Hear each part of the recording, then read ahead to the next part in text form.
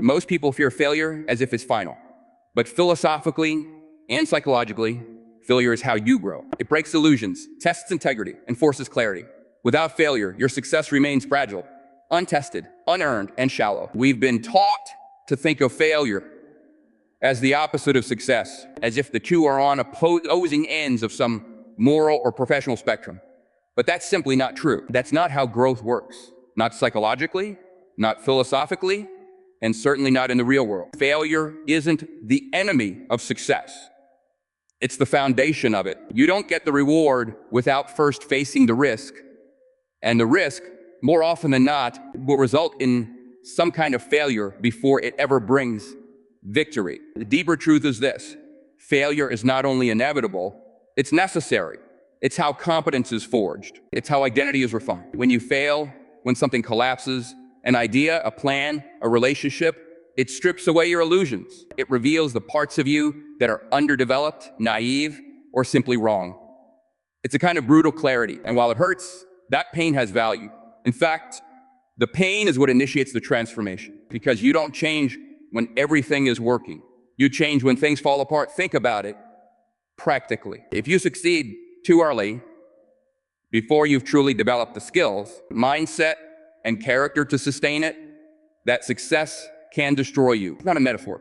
That's reality. We see it in young athletes, in overnight celebrities, in people who stumble into wealth or attention without the psychological scaffolding to hold it. They get what they wanted, but they fall apart under the weight of it because they didn't earn it yet. They didn't build the inner strength failure was trying to offer them. There's a line in the Gospel of Thomas, a non-canonical text, that says, if you bring forth what is within you, what you bring forth will save you. If you do not bring forth what is within you, what you do not bring forth will destroy you. That's what failure gives you, a confrontation with what's within. And unless you're willing to face that, your limitations, your blind spots, your fragility, you can't grow past them. You stay small, you stay safe, but you also stay stuck. And this is where most people get it wrong. They avoid failure, not because they're lazy, but because they're terrified of what it might say about them, as if failing means you're inadequate, unworthy, broken. But failing doesn't mean you're broken. It means you're trying. It means you've placed a bet on yourself. It means you're in the arena while others stay in the stands, analyzing and criticizing from a safe distance. And yes, the arena is messy. You'll get knocked down. You'll be embarrassed. You'll question your worth. But that's the price of being real. That's the cost of striving toward something meaningful. Look at any serious achievement, any business built from scratch, any body of work that stands the test of time, any life lived with depth. And underneath it, you'll find a long trail of failures. Failures that weren't celebrated, failures that weren't even seen, but they mattered. Each one added pressure to the system. Each one shaped the person. Each one burned away some part of the ego and replaced it with truth. And the truth is, success without failure is a myth. It's a fantasy sold by highlight reels and polished images. Real success, lasting, meaningful, transformative success, is earned by walking through repeated loss without letting it make you smaller. That doesn't mean you won't feel defeated. Of course you will, but feeling defeated is not the same as being defeated. Being defeated only happens when you stop learning, when you stop showing up. So if you're in the middle of failure right now, if something has collapsed beneath you, I want you to understand that you're not broken. You're being shaped. You're being trained. You're being stripped of the illusions that would have sabotaged you later. And if you can stand up inside that fire, if you can hold your ground, even as everything feels like it's unraveling, you will come out of it stronger, sharper, and more dangerous to the mediocrity you once accepted. Failure is not your end. It's your instruction. Learn from it. Lean into it. Let it prepare you for what success will demand. When things fall apart, what rises in you? Bitterness, resilience, humility. Your reaction to failure isn't just emotional, it's existential. It exposes your beliefs, your inner architecture. If you face it directly, failure becomes a mirror for self-transformation. There's a moment that comes for every person who fails, and it's far more significant than the failure itself. It's the moment right after. The moment where the world goes quiet, where the dust hasn't yet settled, and you're left alone with yourself. No excuses, no distractions, no applause, just you. And what you decide to do in that moment, how you interpret it, how you respond to it, says more about your character than any success ever could. Failure, in many ways, is a psychological X-ray. It exposes your inner framework, your beliefs, your insecurities, your level of resilience. It's the heat that tests the integrity of your structure. And when it hits, when the outcome doesn't match the effort, when the rejection comes, when the thing you worked so hard for falls apart, when you find out who you are beneath the performance. You can't hide behind theory when your plans collapse. You can't hide behind positivity when your ego takes a hit. What you actually believe comes rushing to the surface. Do you internalize losses as proof of your inadequacy? Do you lash out and blame everyone else to protect your fragile sense of control? Or do you pause, breathe, and begin the harder work, the work of facing yourself with honesty? It's tempting to dramatize failure, to use it as justification for quitting. But that response, while emotionally understandable, is also philosophically weak. Because embedded in every failure is a choice. And the choice isn't about circumstances.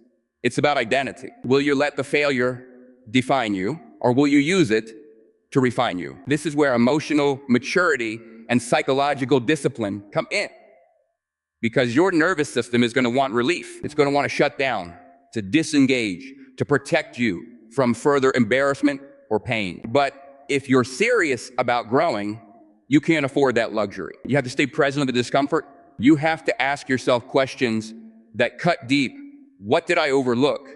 What assumptions was I operating on? Where was I arrogant? Where was I afraid? And those questions aren't about shame. They're about responsibility. They're about reclaiming authorship over your story. Because if failure always happens to you, then you're just a victim of fate. But if you can look at it, dissect it, and take responsibility for even a fraction of it, now you're powerful. Now you're dangerous. Because you're no longer at the mercy of circumstance. You're learning how to respond with wisdom. This is not just motivational fluff. It's deeply practical. Think about it. Two people fail in exactly the same way. One collapses, loses faith, disengages. The other becomes sharper, more humble, more focused. Same event, radically different outcomes. Why? Because of the inner dialogue. Because of the meaning each person assigns to the event. This is where Viktor Frankl's insight becomes crucial. Between stimulus and response, there is a space. In that space is our power to choose our response. In our response lies our growth and our freedom. That space, in the context of failure, is everything. You can let the failure harden you into bitterness, or you can let it soften you into awareness. You can use it as a shield or as a scalpel. Now, none of this is easy. It's not supposed to be. There is nothing pleasant about sitting in your own disappointment, but that's the cost of self-awareness. That's the price of growth. If you want to be the kind of person who doesn't just chase success, but earns it, who doesn't just talk about resilience, but embodies it, then this is the path. You learn how to stand up, not just when it's convenient, but when it's humiliating, when it's painful, when everything in you wants to disappear. So ask yourself, when I fail, what shows up in me? And then ask, is that who I want to be? Because your response to failure is not just a reaction, it's a decision. And that decision will determine the kind of life you build, and more importantly, the kind of person you become. For failure is the question. Your response is the answer. Choose it carefully. Choose it deliberately. Society is quick to reduce people to their losses. But your value is not determined by your worst moment. You are not your failures unless you decide to live inside them. Redemption begins the moment you decide to get back up. Failure has a strange way of becoming public property. The moment you fall short, whether it's a failed business, a rejected application, a broken relationship, people start talking. Society doesn't always wait for the full story. It moves quickly to assign labels. And in that process, it often reduces the complexity of your journey into a single moment. She failed. He couldn't make it.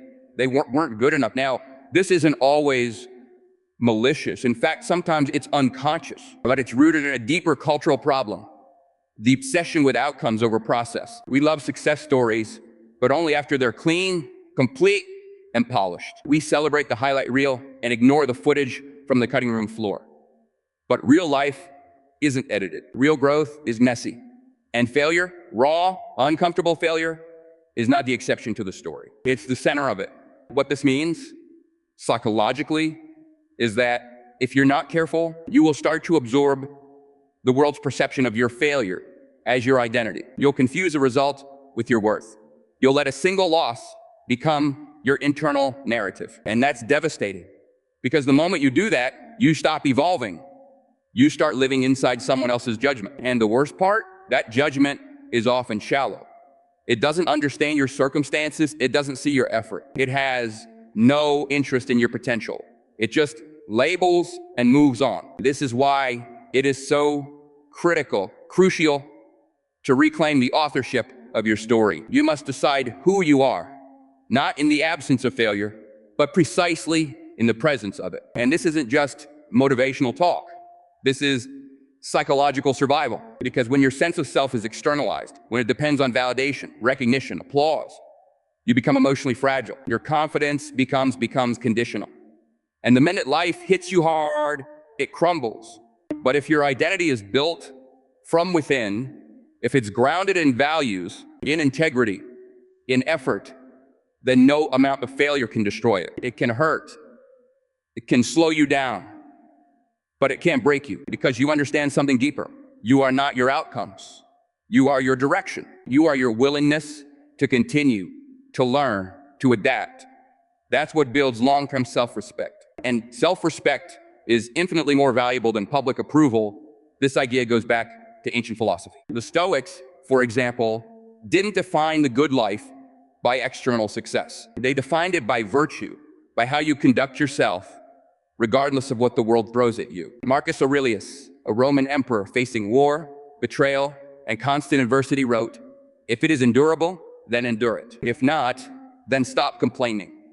Your choice is your power." That kind of internal clarity, the capacity to hold your ground, even when the world misunderstands you, is rare. But it's possible, and it's necessary if you want to pursue anything meaningful, because the world will misunderstand you, especially if you're trying something difficult, especially if you're attempting to change. People who haven't dared greatly often don't know how to handle those who do. They may project their fears onto you. They may celebrate your fall, not because you deserve it, but because it justifies their own inaction. But here's the truth. They don't get to decide your value. They don't get to write your ending, and neither does your past. You get to decide what failure means. You get to assign it its proper place in your story. Not as the full story, but as a necessary chapter. So don't let the world's judgment sink into your soul. Don't let their shallow definition of failure limit your depth. Stand up. Dust yourself off. Refuse to be reduced. The world may measure you by your failures, but you don't have to. You are not what you've lost.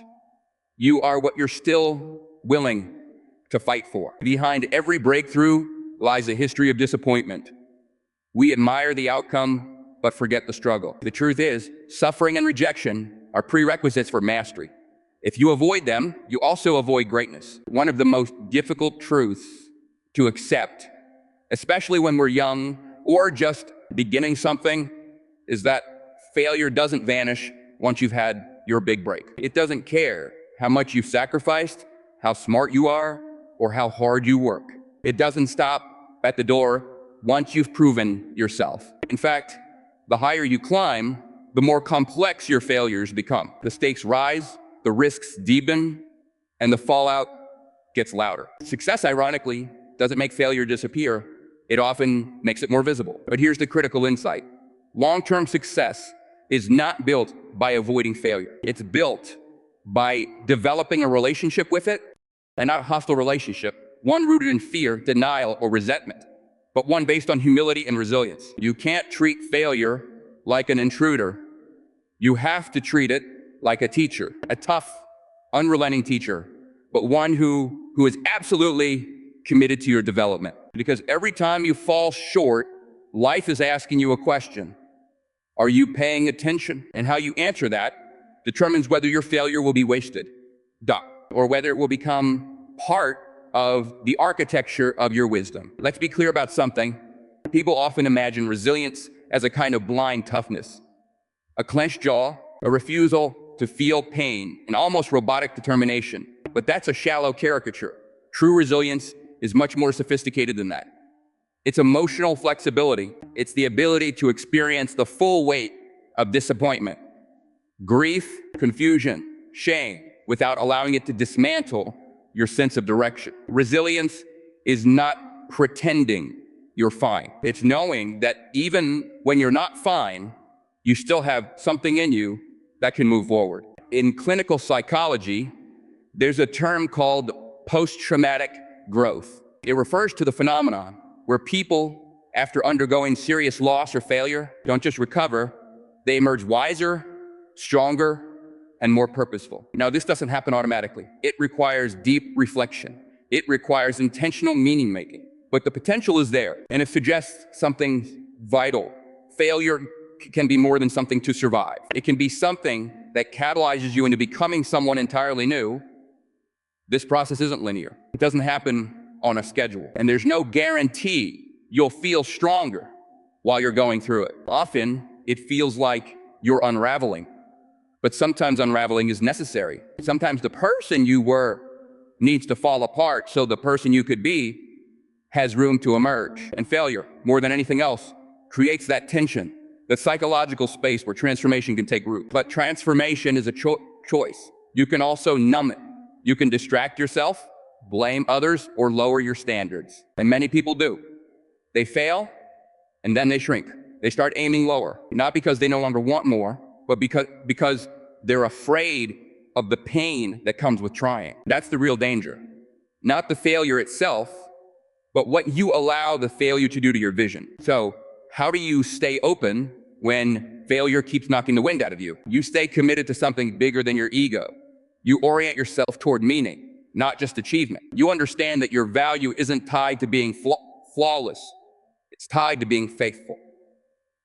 Faithful to your path, faithful to your potential, faithful to the kind of character you're trying to build, even when the world isn't clapping for it. Because here's the truth.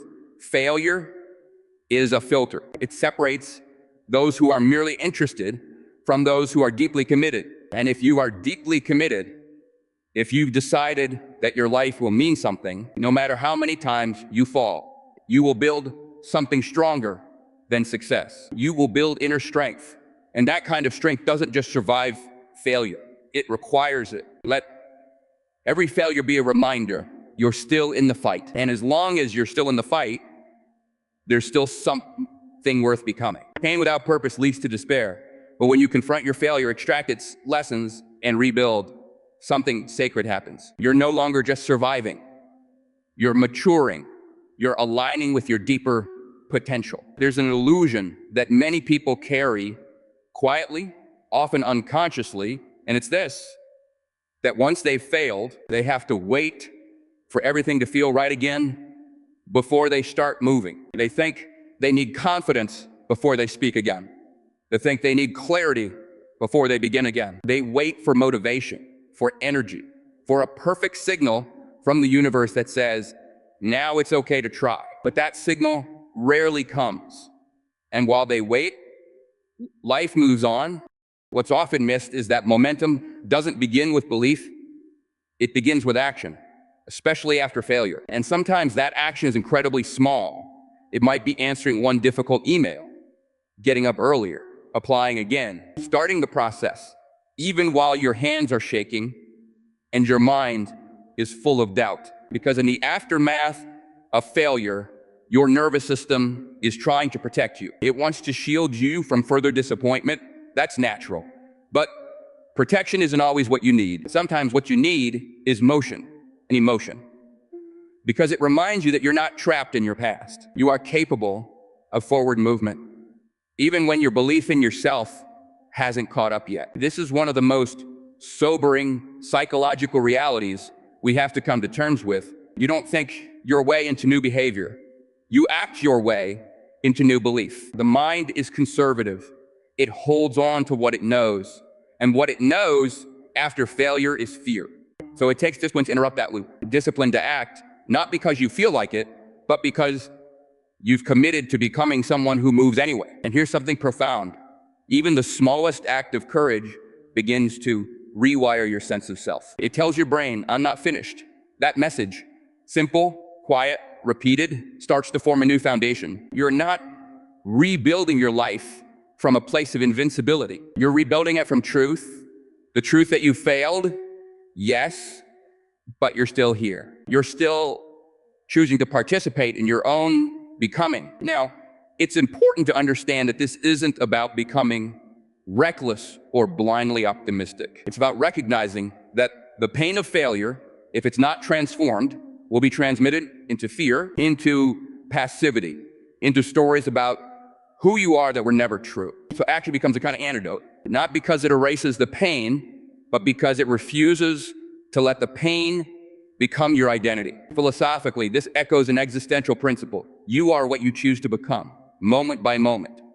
Not what you feel, not what others say, not what has happened to you, but what you do now. You can feel devastated and still act with integrity.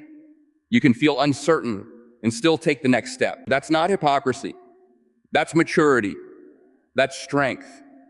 That's how you build a resilient self, because here's the truth. There is no path forward that doesn't include risk. Growth that comes without discomfort. And if failure has already shown up in your life, and it will, if you're aiming at anything meaningful, then your task isn't to pretend it didn't hurt. Your task is to move anyway, not recklessly, not emotionally detached, but deliberately, intentionally, with the knowledge that the path to redemption always begins with one step in the direction of responsibility. That's what separates those who repeat their failures from those who rise from them. The ones who rise don't wait until everything makes sense again. They start when everything feels broken. They begin when it's still hard. They move, not because they feel ready, but because they understand that becoming ready is the result of moving. So if you failed recently, deeply, publicly, or silently, don't wait for confidence. Don't wait for perfect clarity. Begin with what you have,